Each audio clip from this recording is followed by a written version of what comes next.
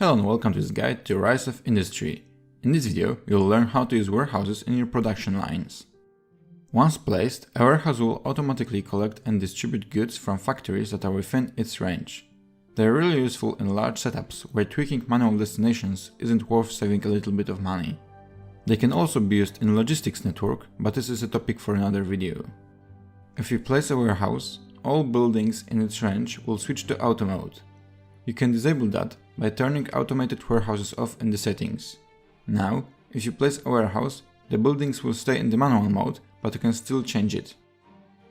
If you open its panel, you will find information about all the products that the warehouse collects and distributes in the incoming and outgoing tabs respectively.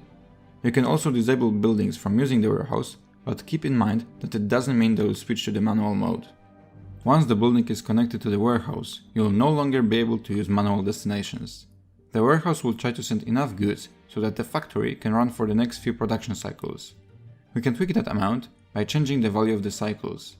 If it's set to 2, the warehouse will send enough goods for the factory to work for 2 production cycles. It's also important to remember that the warehouse will prioritize sending products to buildings that need them the most.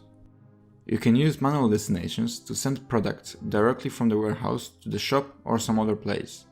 If you want to change whether the warehouse should prioritize manual destinations over auto destinations or logistics network, you can go to settings and go through all available options to choose the one that suits you best.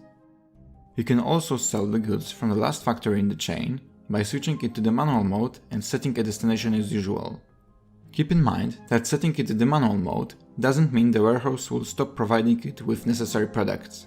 To do that, you need to disable the factory in the outgoing section of the warehouse. Last but not least, you can visualize all connections by hovering over a building and pressing Ctrl or toggling route lines in the buildings panel.